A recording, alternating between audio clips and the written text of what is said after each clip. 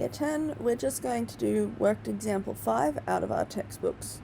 So we've got a Venn diagram, we're provided with one this time, we don't have to create our own, and it shows the distribution of elements in two sets A and B.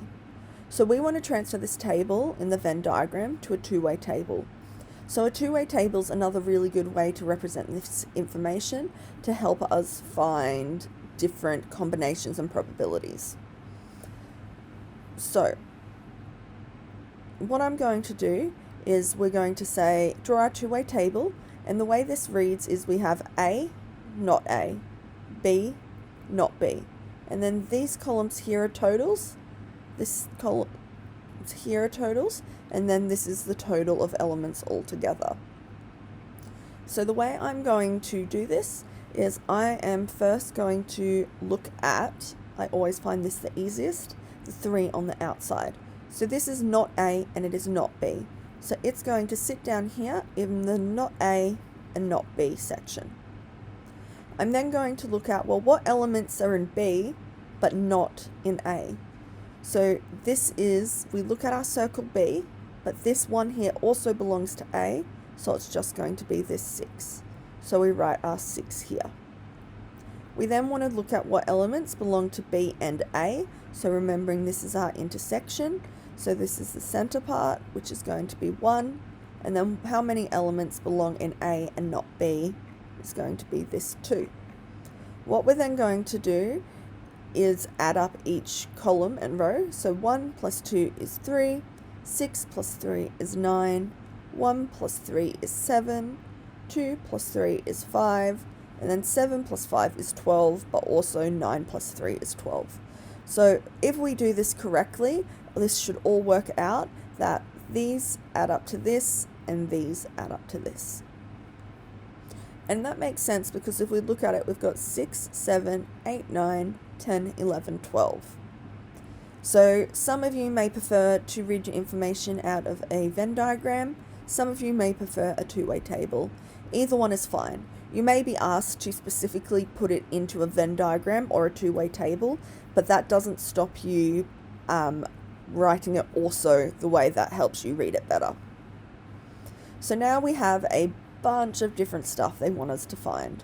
So to begin with, we want the number of elements in A and B. So A and B is our intersection, so it's going to be the center bit here. So there's a total of 1 element. Our next one is the number in not A and B. So looking at our Venn diagram, it can actually be quite difficult to find what it's talking about. And this is why the two-way tables can be helpful. So I've got not A and B. There's going to be a total of 6 elements. We then want to do the number of elements in A and not B. So again, using my two-way table, here's my A, here's my not B, so it's going to be 2 elements. And finally, the number of elements in not A and not B.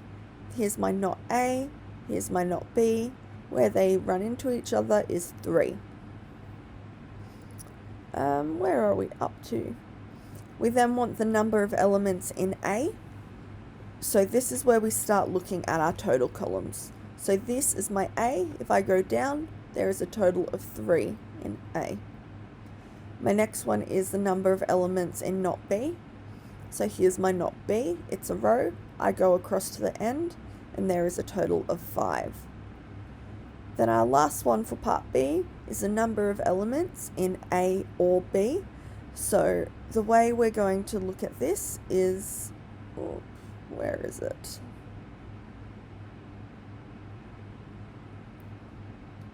We need to kind of add stuff together.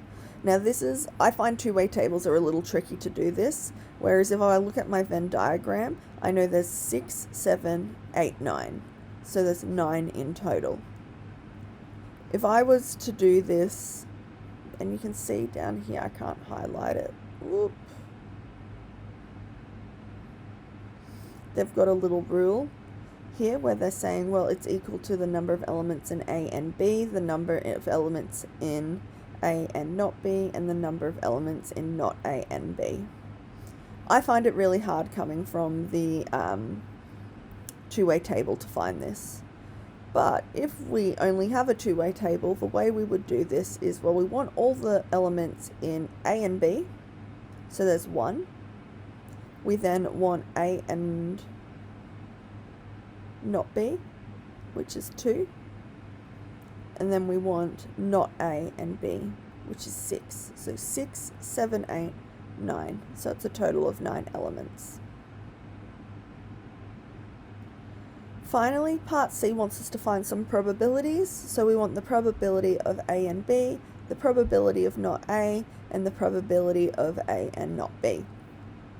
So if I'm looking for the probability of A and B, there's my A, there's my B, there's a total of 1 element, so it'll be 1 over 12. Remember to write your PR, A and B, because you've got to communicate what you're finding the probability for. Just writing 1 over 12 is not sufficient. We now want the probability of not A, so if I look at my not A, we're going to go to the total column because we want everything that is a not A, and it is 9. So we write it as 9 over 12, or simplify it as 3 over 4. And finally, we've got the probability of A and not B. So here's my A, here's my not B. There's a total of 2 elements, so 2 over 12, which simplifies to 1 over 6. This can be a little bit confusing, especially this chunk here. This is also helping us with this. So if we look at our number of elements in A and B, 1. There's my 1. Probability of elements in not A. Did we do not A? We did not. The probability of elements in A and not B. Here it is here. There's our 2, so it becomes 2 over 12. So finding these number of elements in certain things can be really helpful for helping us find probabilities.